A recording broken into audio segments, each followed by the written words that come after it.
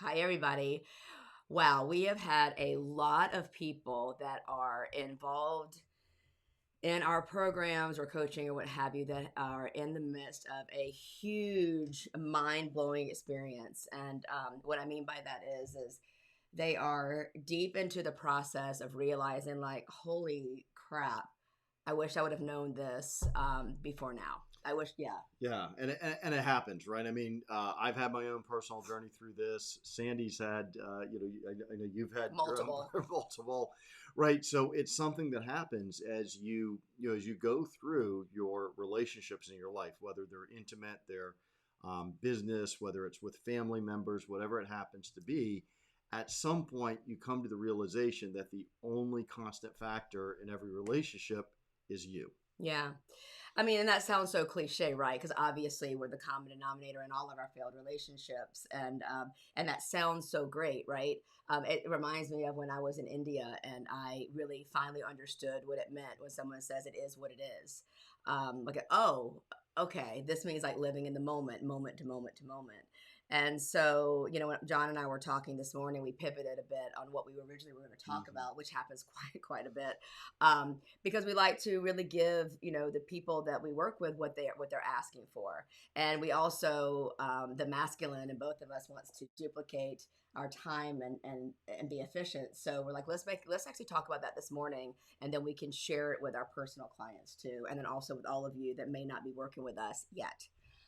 So I got a little lost on that part, yeah, but I yeah, understand. yeah. I was trying to Well, understand the well, what I duplication. So what I what I'm saying is that I mean, again, how we do anything is how we do everything. So I'll just throw this in. I mean, for us to pivot, we could be in toxic masculine point and want to just go through and talk about what we're going to talk about because we said we're going to talk about it between the two of us.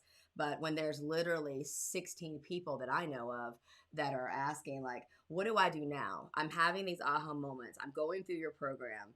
Sandy, John, we're doing this work, and I'm going, wow, if I would have known this with my ex-partner, if I would have treated my employees better, if I would have, gosh, if I would have done this better with my kids, maybe they wouldn't be struggling right now, whatever that is.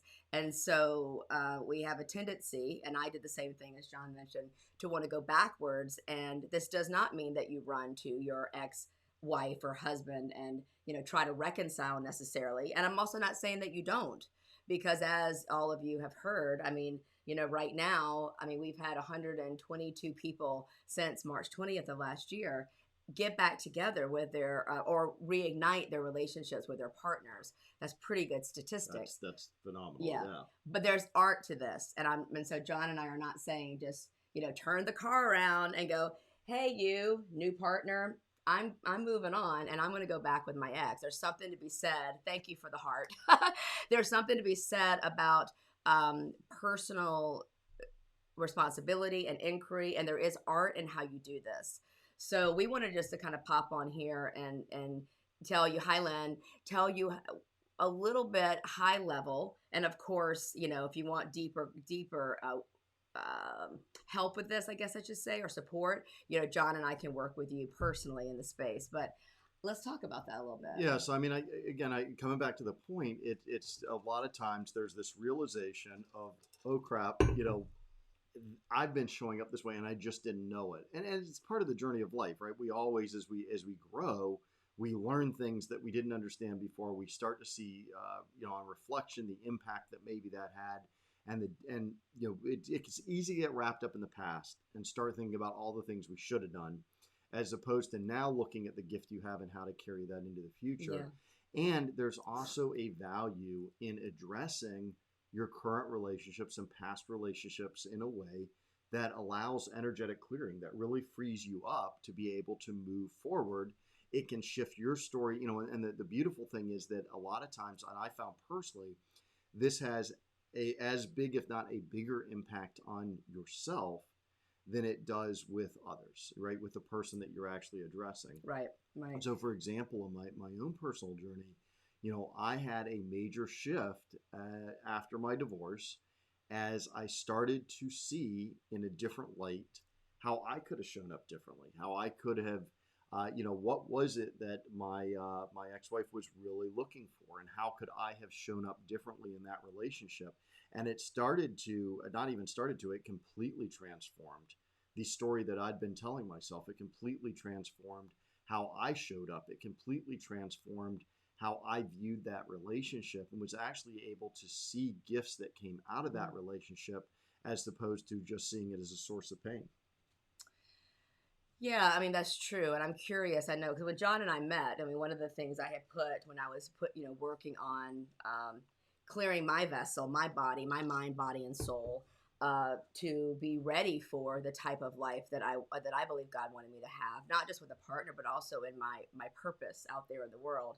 Um, I said I wanted to be in a partnership and a marital partnership that was divinely appointed with a man, a warrior king, actually, who was growth oriented for himself, for others in our relationship. So when I met John, I remember being very, obviously at 40 something years old. I mean, we all have baggage, we all have things we've worked through Mm-hmm. for the most part. If you don't, that's also something that would make me be concerned, right? Right. Yeah. Um, so what wow it's pouring Yeah. so what I want to say is that so when John and I were talking, and if it's okay with you, can we lean in a little bit to the oracle piece of what we believe relationships are Yeah. about? Yeah. Okay, just Yeah. want to make sure you're okay with that.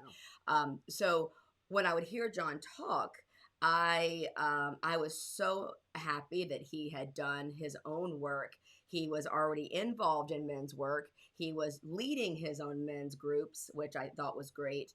Actually, groups in general. He was actually leading men and women, and that was like, oh, be still my heart, right? And then there was also something, in my intuitive way. I would always ask God, reveal their true nature. God, show me, where I can be of service. God, remove me from this relationship if this is not where you want me to Mm-hmm. be. And I know you had your own variation of how you would Right. pray these things, right? Yes. And so I'm leaning into two teaching moments for some of the women that work with me, and we talk about being an oracle for our partner, being an oracle for the man in our life. And what I mean by that, and the teachings that I've had through the years, as an oracle is basically, we believe as women that we are here not as God's gift to the earth, although we are in our own way. It's all how Mm-hmm. we show up that way, but there's things that we may see that they may not see. And so there's a way that we can present that and see God in them, but also present these things that we see because we believe they'd be better for the world. And we actually, it's like a download that we get from whoever your higher power is. For me, this is the creator, this is God. And so there were some things that John has said that I was like, I still feel like he's like leaning more on, not that it wasn't his fault because he took full responsibility, he had done the work, but there was a flavor, right? To you still, there's a little bit of blame in there a bit, you know what I mean? And so when I and so what I said to John was, in a way, and y'all have all heard me talk about this before, some of you at least, that there was a way that I brought this to John. I would like for you to share that, like how did I bring to you, um, and I'm getting to the point of the video, but I don't want to share your story in the space. Um, how did I bring that to you in a way that was not shaming or blaming or emasculating or telling you that I needed you to change? When I introduced some other Yeah. things to you, some points actually. Yeah. I mean, you asked a question. Okay. You What asked what, a question. what was that question?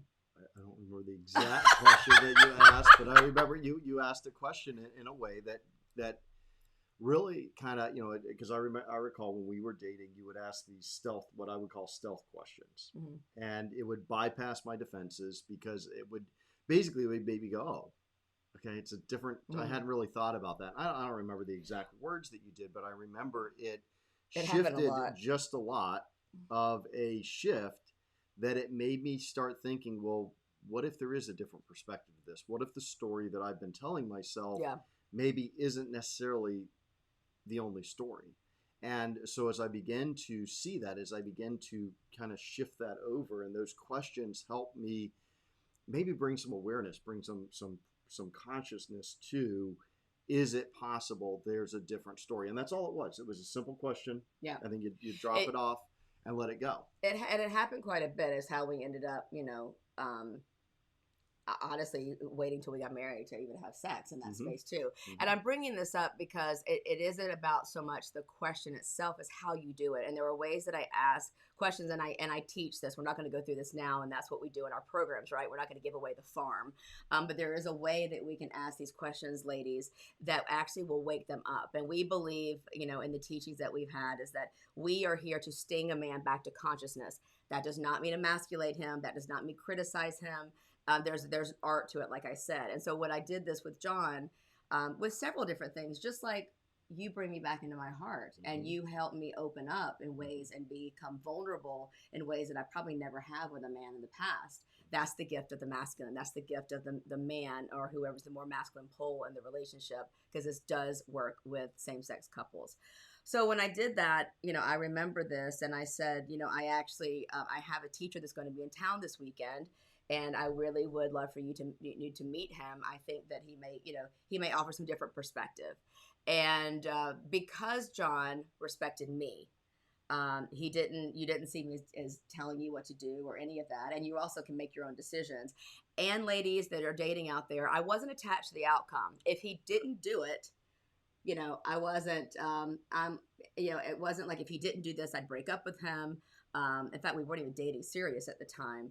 It was just more, is it better for the world for him to meet this teacher? Well, I think there were two things that really kind of contributed to this that allowed it to be so powerful. And the first, as I mentioned, it was you'd tend to ask these questions or you'd share a resource, right? It was Mm, freely off a resource. But I think the first point is you did it in a way that you did not have an attachment to the outcome. mm, So it was truly an offering, offering. whether it was a question, whether it was a resource, however, whatever it actually was, you did it in a way of an offering of I am offering this in a Mm, way to for you to grow. I am offering this in a way for you to be more conscious. I'm offering this in a way for you to be better for the world. And again, that first point of not having any attachment to the outcome, mm, I think really is a key difference in whether men sense an emasculation or not, right? Because mm. it starts to flow into if there's this, and I'm going to keep going after it, and you realize as a man, it's not really my decision. Yeah. You want me to do this, and so there becomes an element of control or criticism or something that leads to quite often men's hearts closing. So I truly believe that first essence of being given with no expectation of the outcome Hmm. is number one.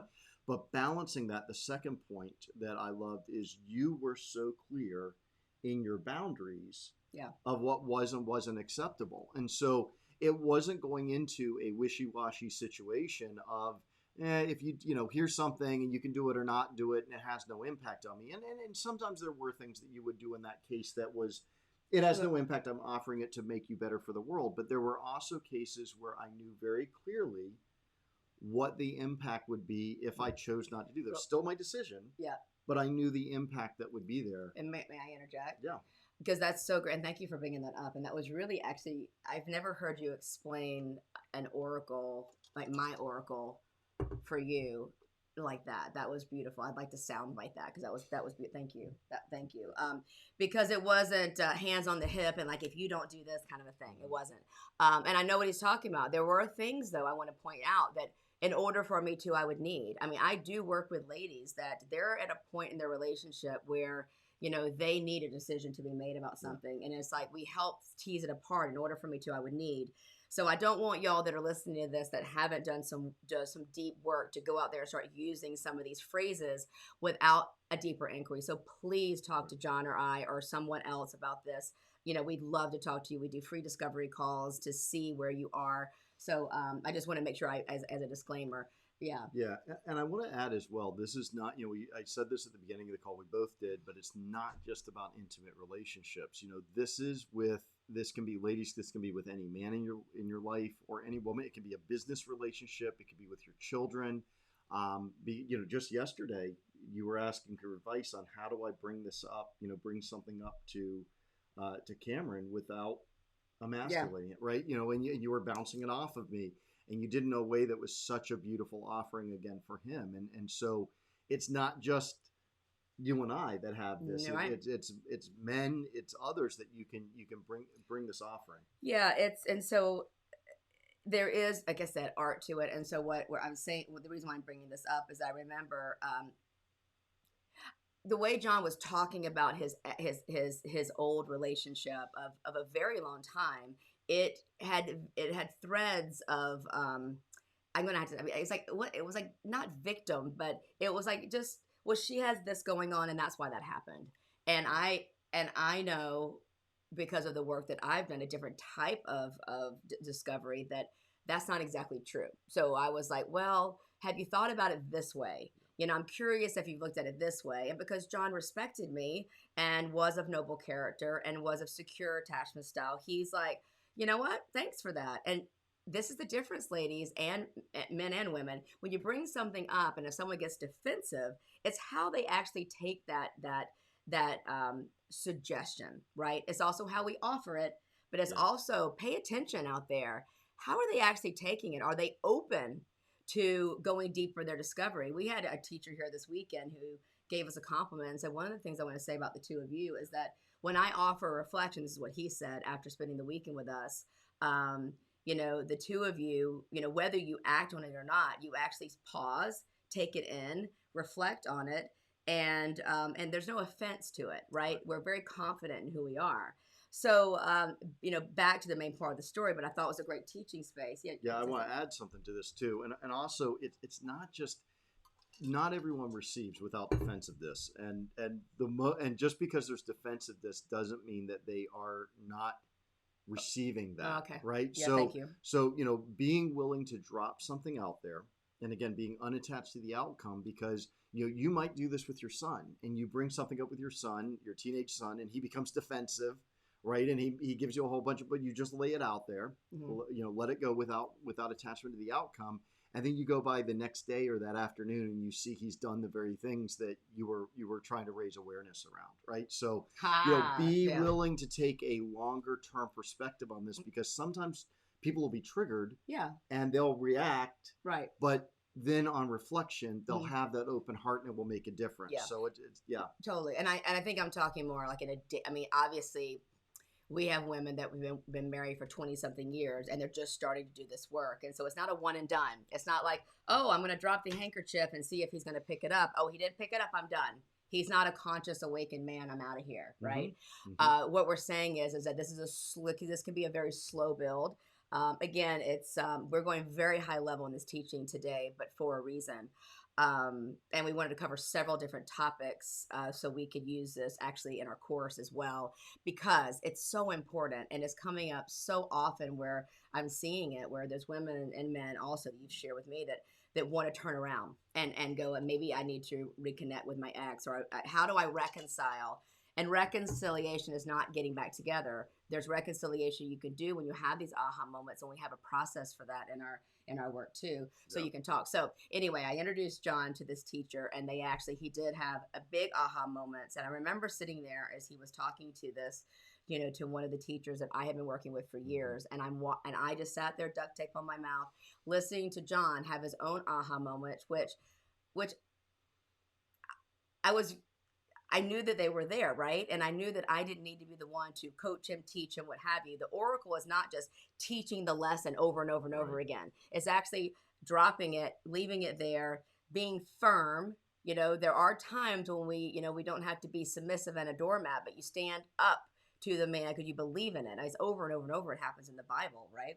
So anyway, so John had the aha moment, and it was so beautiful for me because you asked me, I mean, we talked about that very candidly. Do I go back? Do I do this? What do I do? And, I mean, I remember this happened actually with my ex-husband. It happened as well when I guess I had that way of being an oracle. He has something come up. He's like, wow, do I need to, da, da, da, da, da, da. And so, it's a way that, when you start feeling that, let's go back to the point of the original point of the video. What do you do? So what do you do when you start thinking that, oh my gosh, I think I made a mistake? The first thing is, as John mentioned earlier, is to have an inquiry, really write things down. Have someone that you can talk to. Don't be reactive. Use this as a time of discernment. You also know, that anytime you're doing things more than 3 times with 3 different situations, whether it be a job, a person, place, or thing, or what have you, it probably is a pattern that you've picked up from childhood or through Mm-hmm. trauma. And so it's something to tease apart. We're in the business of transformation. I mean, we know that relationships can be rehabilitated. I mean, as we mentioned, since COVID started March 20th, at least here in Florida, 122 relationships rehabilitated. So I'm not saying that you should or shouldn't leave. I'm not saying you shouldn't go back or you should go forward. What I am saying, though, is that when you start having these aha moments, instead of pointing fingers, well, I'm not getting that from him, her, this job, my kids now, instead turn the fingers around and go, okay, where is this shown up in other areas? What could I have done differently? And there is a time to make reconciliation. And so if you are in a current partnership, John and I have a process to make it very, very honoring to your current partner before you go and actually say, I'm really sorry, and you actually, point out the things that you may have done. Yeah, and I think there's and this was something that was taught by our teachers, and we teach as well, and we've done as well, and it's so powerful because even if you don't meet with that other person, there is an energetic impact Mm-hmm. that you can have, that you can do in a way that's very honoring. Sometimes in the case of abuse, sometimes in the case of it would actually cause further pain, Right. right? There are reasons not to directly reach out to that person, Right. but you can do things that will energetically clear this space. Yeah. And again, even if they don't hear it, They will feel it. they will feel it. They will have an impact. Yeah, they will have an impact. I mean, I know I've seen this with parents. I've done emotional clearings with my father who passed away several years ago, and my mom. And I remember after I did this for the first time, this particular process, John and I are talking about that we would love to do with any of you that are interested. Is my mom called me the next day. It was so interesting too. Actually, it was the same day. So interesting how this happens because everything is energy, and what we put out there will actually come back. So yesterday with some of my clients, I did this process you and I are talking about, and it is so freeing. And then there's a deeper inquiry in it as well. So I just wanted, when John and I were chatting this morning, getting ready, actually not chatting, we're like having our heads together, doing our thing. It's like I wanted to speak on that about what to do in those moments that don't go into a habitual loop of Right. keep the armor is going to be, well, I wish I would have known these things. I wish I would have done these things. I wish I would have known that he was da da da da da da. I wish I would have known that I could have done these things. I mean, that's not going to serve you. That's just a waste of energy, right? Look, there's a huge reason why when you get in a car, the rear view mirror is about this big compared to the windshield, right? Yeah, and it doesn't mean, I mean, in this whole cancel culture society that we live in, you can't just cancel out, control alt delete your past.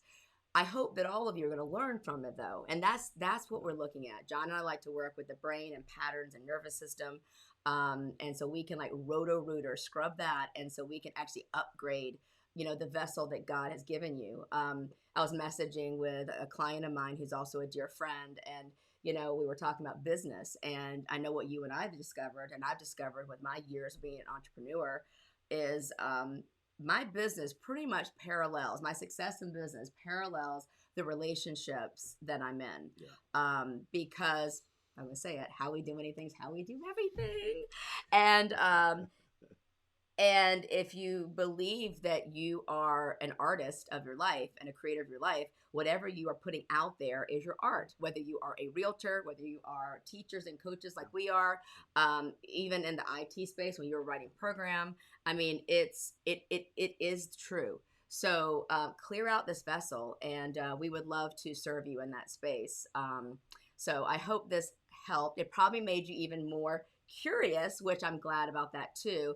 But I wanted to clear out some things, especially for some of the ladies that are in my group program, the sisterhood right now. They're having like huge moments, and I say just hold the pose, pump the brakes, and just continue to do this work in with someone that you truly trust, whether it's us or someone else, as you're learning a different way to communicate. Because let's face it, we were not taught this as kids. My son has been raised in this very space of a lot of personal development. He's gone to a lot of the teachers that I have been taught with, Tony being one, Allison being one, and he's 21 years old, and he still hasn't necessarily brought it to be. And there are times, like when I went to John yesterday, that I asked John, God, is this going to be emasculating? Is this honoring him? Is this respecting him if I bring it up like this?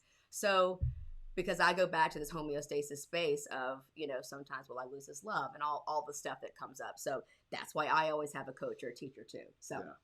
So I want to add something as well.